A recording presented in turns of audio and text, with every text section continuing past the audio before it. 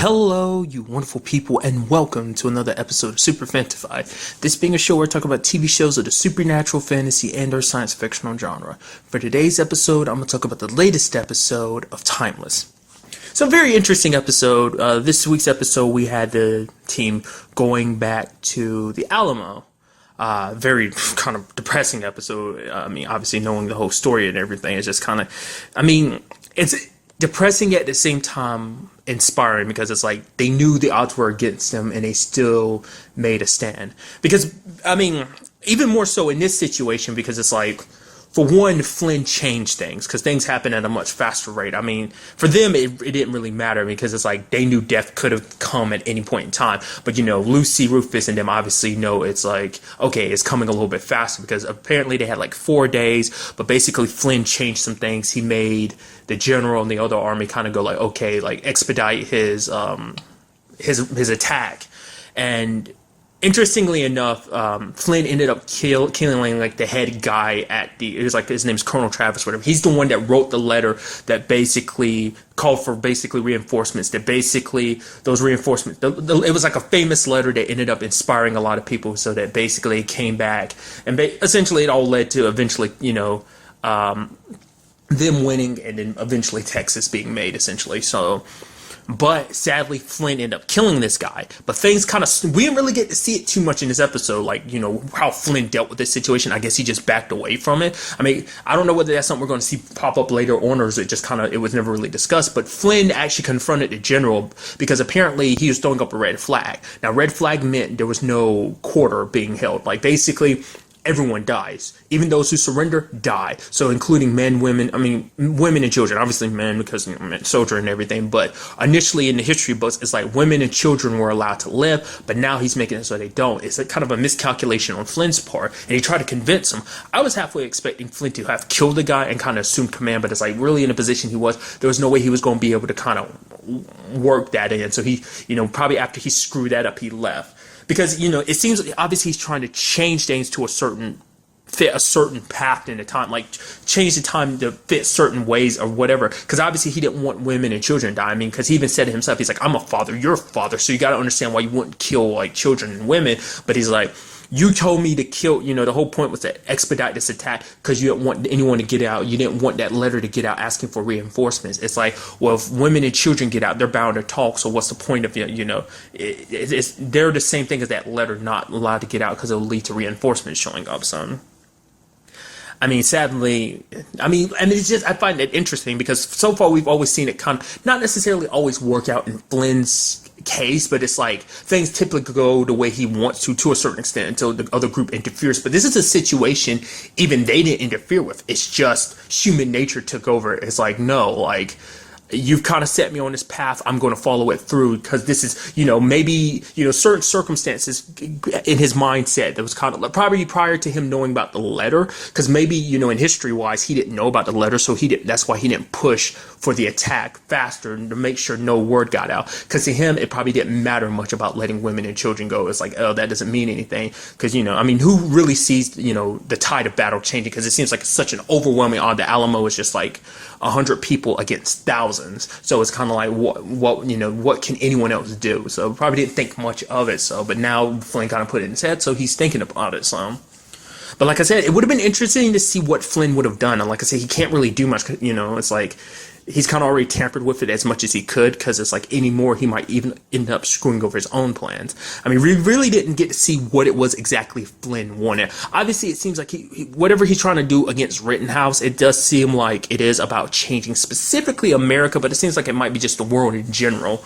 You change the U.S.'s history, you kind of change the world too, just because like everything is heavily connected. Like one country's past can heavily, not just has in the past affected the world's history. It's just like every place's history plays a big role in the grand total history. I know it's kind of like, well, history is, I know I'm getting too into it, like too into my head about that. Never mind. Moving on. It was a very interesting episode because we got to learn a little bit more about Wyatt. We ended up because in this episode he kept seeing like soldiers, and it seems like these were people that were part of his unit. Now apparently they were at because it was a mission he kind of got a lot of recognition for. He even got a medal for it. basically, it was a mission where basically he had a lot of men that was injured. The only people that were okay was him and his buddy Zachary. Now, basically, they had some intel that they had to give, very important intel.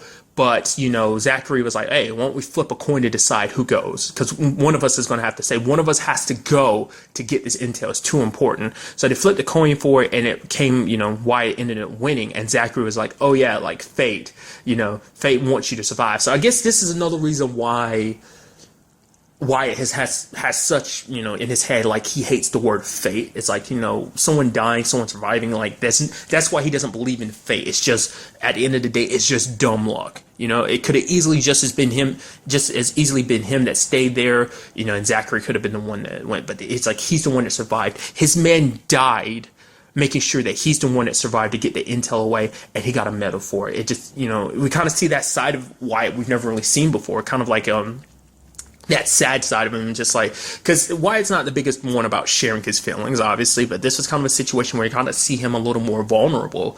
Because you can look at it, and this is kind of all happening because it's like, seeing this whole Alamo situation, because he even said himself, it's like, for his men, it was like 6 men versus 100, and it's like, he sees that reflected with the Alamo, and he doesn't want.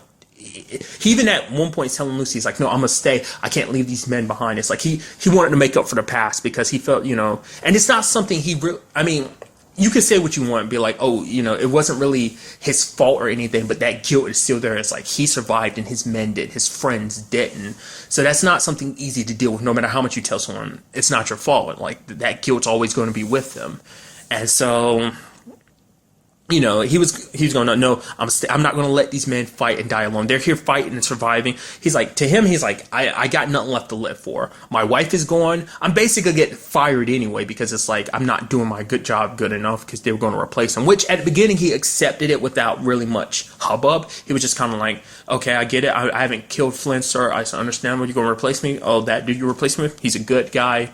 I know who'll get the job done. So, but Lucy convinced him, being like, no, you have to come back with us. We need you. I need you. Rufus needs you. Because it's like, yeah, the guy that might be replacing you is a good soldier or whatever, but I don't trust him. I don't know him like I know you.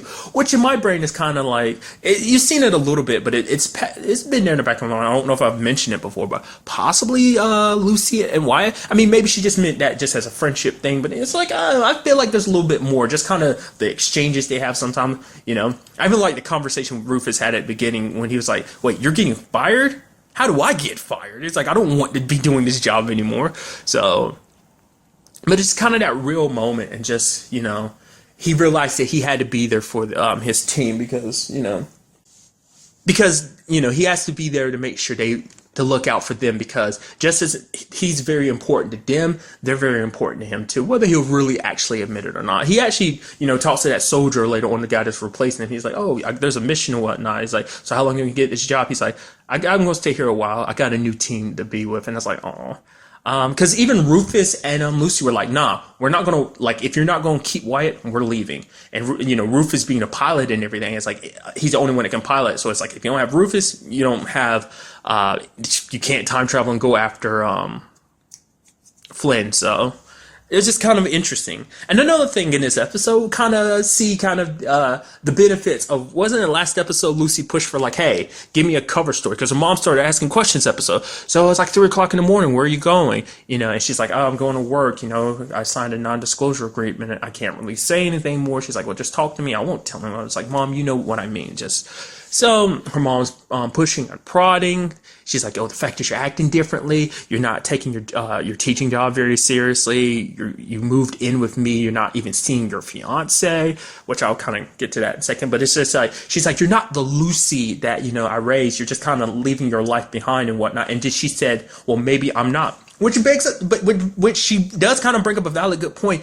Technically, she's not her Lucy. She's a different version of Lucy. The Lucy that like existed in this timeline isn't her because they led very different lives. So technically she isn't the Lucy that she raised. And she's just kind of like bringing up the question of her dad. But after everything that was said and done, she came back home. She's like, I don't want to argue anymore. It's like life is too short because she is kind of forgetting the fact is of what life was like in the other timeline where her mom was sick. I mean, but she's got so much to worry about. She's got to worry about this job. She's got to worry about getting Amy back in some shape or form. That, what was I watching recently?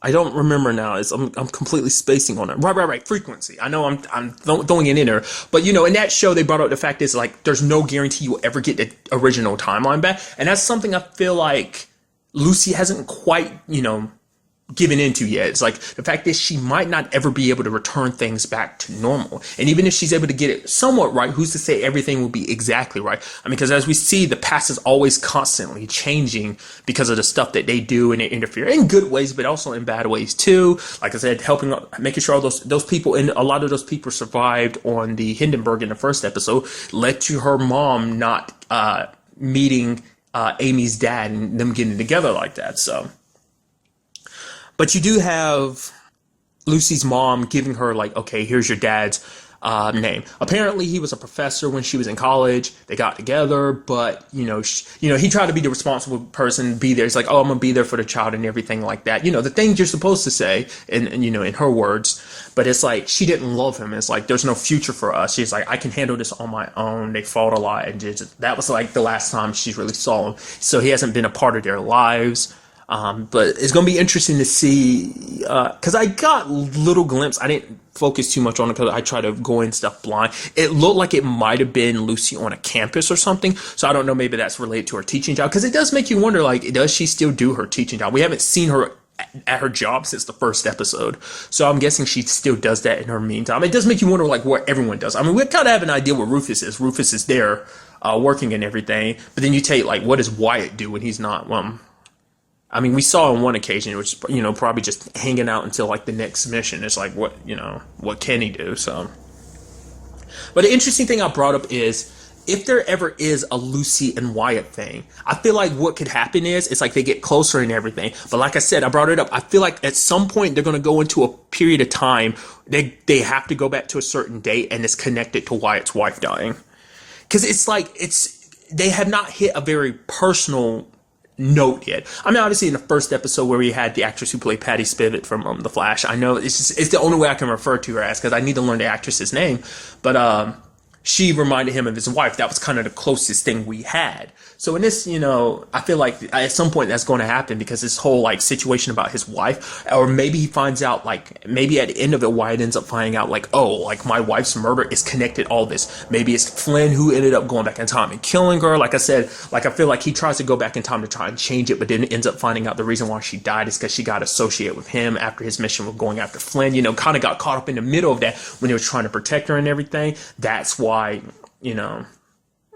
things didn't change when Wyatt was like, oh yeah, sending that letter out a couple episodes back to try and warn his wife. Either, because he went back to present day and found out, like, oh, it didn't change anything. His wife still died. So, that could explain that situation, why that didn't change. Either the letter didn't arrive, or it's because, like, time travel and everything, they end up going back to that point. I've kind of already explained this, but I'm just kind of rehashing it a little bit. And so, but my point was, it'd be kind of interesting if there was a Lucy and Wyatt thing, and it's like at the same time, it's like, oh, I have to deal with my wife's situation. I mean, but like I said, with the premise I'm kind of throwing up there for this, that means it's like, hey, that makes things very interesting, because it's like, well, that's only going to be a one-time thing, but then it's like, I mean, who knows? Maybe eventually that'll give him some kind of closure and eventually lead to him and Lucy possibly full-on being a thing.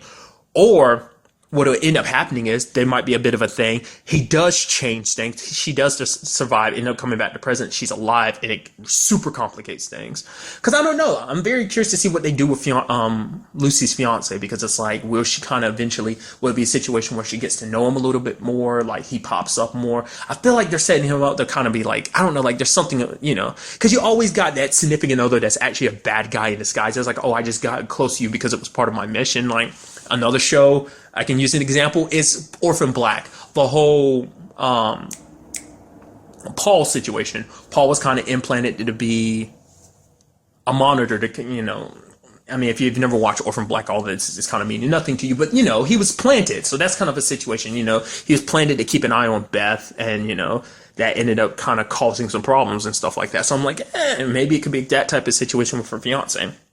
Another thing in this episode is Mason and Rufus. Now, Rufus kind of brought up the whole written down situation, and Mason's like, oh, I'm so sorry. And he's just like, it's like, well, they shouldn't have talked to you directly. And he's like, well, that's all you got to say? They were kind of threatening my life and my family's like, and that's all you have to say? Because even Rufus is like, how did they know? It's like, did you tell them anything? And Mason's like, no. I think of you like a son. Like, there's no way I would do that to you. Which I like to think is most likely means that they've gotten everywhere that they live and just everywhere they go bugged. That like they're like heavily jacked into everyone that's a part of the team's life. Probably everyone that's under Mason's employee at that place. It's like everyone is under heavy surveillance. Which I guess at the same time could show you just how powerful the people in Rittenhouse are, because of the fact is that they most likely have even that lady who's from Homeland Security probably under surveillance too. But it's like Rufus is in that situation where he doesn't know necessarily who to trust. I'm very curious to find out what will Rufus do. Will he actually tell the others about what he's being told what to do? Like, what's the whole point of this whole situation? Like, what are they after? What did they gain from all this knowledge? Or like, hey, we're doing this, we're taking all this stuff that we're learning from you from Rufus secondhandly. It's like, what was the point of it? So, and also like, will he be the one to tell the group, or will they kind of stumble upon himself as like, oh, you've been lying to us this entire time? So I'm very curious in that regard. But overall, a very good episode. Like I said, sad, but still very good. And like I said, also a little inspirational too. So. Even when the odds are stacked against you, don't be afraid to take a stand. Don't back down without a fight, essentially. It's kind of the main message I feel like this episode kind of puts out there, so. But that's really all I want to talk about in this episode. Till the next time we meet, be happy, be safe, live life to the fullest, and enjoy it. Good day and goodbye.